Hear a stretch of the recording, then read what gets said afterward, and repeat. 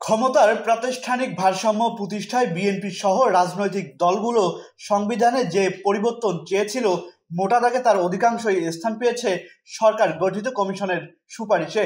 তবে সংবিধানের মূলনীতি, সংসদের কাঠামোগত পরিবর্তন সহ সবকিছু যে রাজনৈতিক দলগুলোর চাওয়া মতো হয়েছে তা নয়। অনেক ক্ষেত্রেই দলগুলোর মূল প্রস্তাব ঠিক রেখে তার সঙ্গে আরো কিছু যুক্ত করে ক্ষমতার ভারসাম্য প্রতিষ্ঠার পথকে আরো সুরক্ষা দেওয়ার চেষ্টা পরিলক্ষিত হয়েছে।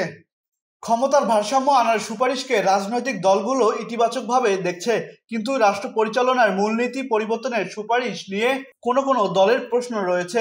যদিও বিএনপি, জামায়াতে ইসলামী সহ রাজনৈতিক দলগুলো এখন পর্যন্ত সংস্কার কমিশনের সুপারিশ নিয়ে আনুষ্ঠানিকভাবে কোনো প্রতিক্রিয়া জানায়নি, তবে বিএনপি দলীয় সংবিধান সংস্কার বিষয়ক কমিটির সদস্য ও দলের স্থায়ী কমিটির সদস্য সালাউদ্দিন আহমেদ গতকাল এক গণমাধ্যমে বলেন, যেটুকু দেখছি তাতে দ্বিকক্ষ বিশিষ্ট সংসদ ক্ষমতার ভারসাম্য নিয়ে আসার কিছু বিষয় আমাদের প্রস্তাব থেকে আসে।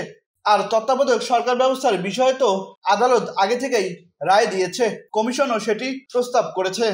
এ বিষয়ে এমন মন্তব্য করা সমীচীন নয় বলে মনে করেন জামায়াতে ইসলামী সেক্রেটারি জেনারেল মিয়া গোলাম পরোয়ার।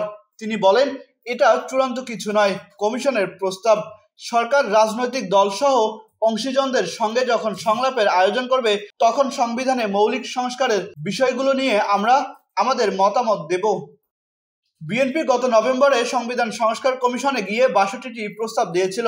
এর মধ্যে সংবিধানের নির্বাচনকালীন তত্ত্বাবধায়ক সরকার ব্যবস্থা, প্রধানমন্ত্রী ও রাষ্ট্রপতির ক্ষমতায় ভারসাম্য আনার বিধান করা, রাষ্ট্রপতি ও উপপ্রধানমন্ত্রীর পদ তৈরি করা, সংসদে উচ্চকক্ষ সৃষ্টি, আদালতের নিয়ন্ত্রণ সুপ্রিম কোর্টের অধীনে রাখা, গণভোটের বিধান পুনঃপ্রবর্তন করা, প্রজাতন্ত্র, নির্বাহী বিভাগ, বিচার বিভাগ, আইন বিভাগ সহ রাজনৈতিক দলগুলো আরো বেশ কিছু কমিশনের তালিকা দিয়েছিলেন।